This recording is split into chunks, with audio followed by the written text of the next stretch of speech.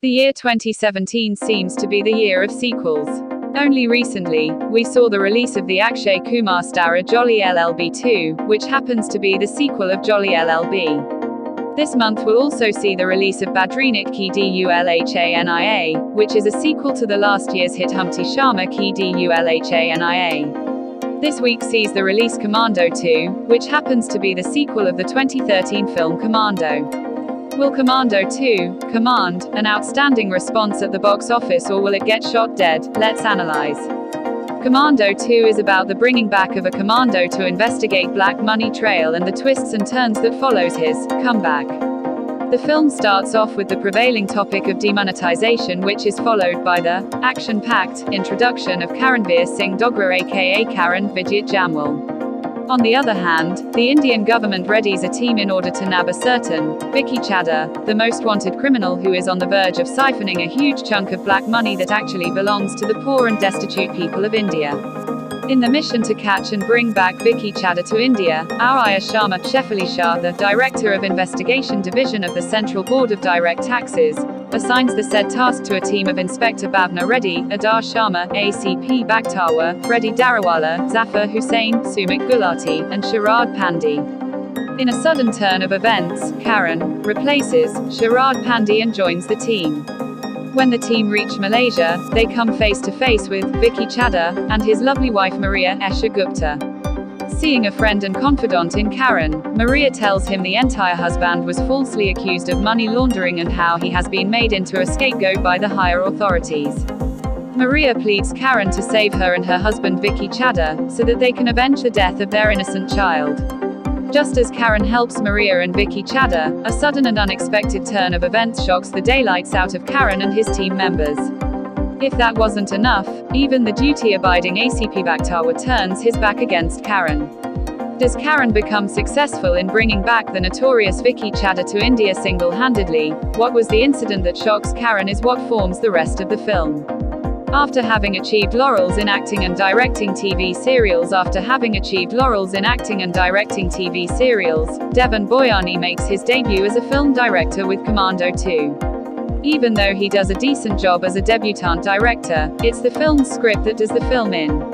Devan Boyani, who has laced the film with some interesting twists and turns, does manage to catch you unaware with a handful of the shock elements in the film.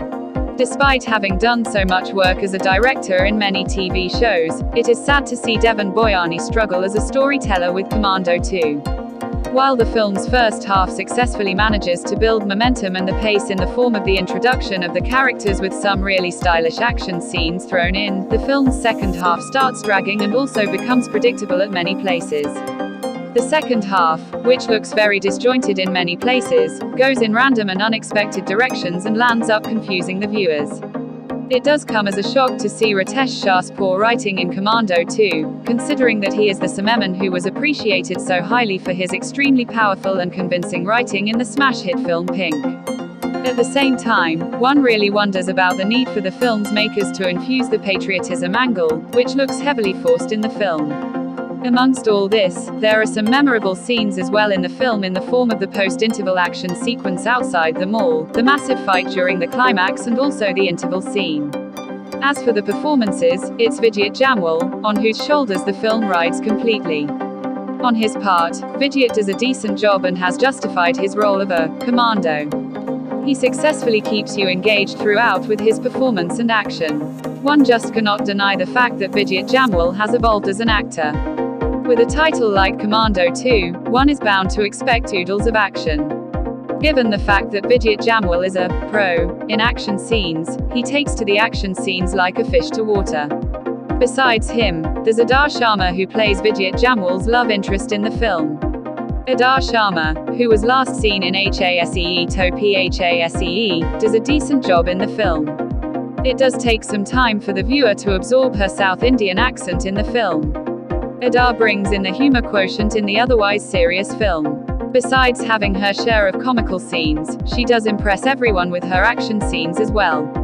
On the other hand, there's Reddy Darawala, who, having done films like Force 2 and Holiday, does an average job in Commando 2. The surprise element of the film is however in the form of Esha Gupta, who comes across as the high point of the film. Esha Gupta, who was last seen in a negative role in Rustom, takes Commando 2 to a different level completely with her astounding performance in the film. Besides her, there's Shefali Shah, who delivers a power-packed performance.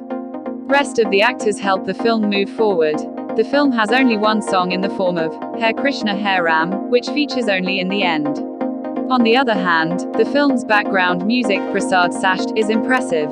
The film's cinematography Chirantan Das is really remarkable. The way they have shot the foreign locales is really commendable. The film's editing Amitabh Shukla, Sanjay Sharma is average. A special mention to the film's action director Franz Spielhaus for the breathtaking action sequences. On the whole, Commando 2 is a predictable entertainer that would appeal only to its target audience. At the box office, it will do a fair business. Vijayat is a great stunt actor and can be called the Jackie Chan of India, but the director failed to leave any impression with the story or screenplay. The Jackie Chan Tony Jaa style flipping over automobiles, sliding under tucks, jumping through tiny windows, running and chasing through the city is average at best and you won't get impressed. What is sad is that there are way too many deadly stunts in this movie, in Bangkok and Malaysia compared to Commando 1, but they fail to impress as much as Commando 1 stunts did. Hero dodging hundreds of bullets from dozens of goons is exaggerated while another police officer simply dies from a bullet to his shoulder. Seriously, how can anyone die from a bullet wound to a shoulder? I'm sure any other director with the same action scenes would have left a lasting and memorable impression, higher than Commando 1. Don't miss the old Commando 1 and watch it from the start and see all the beautiful and magnificent camera work.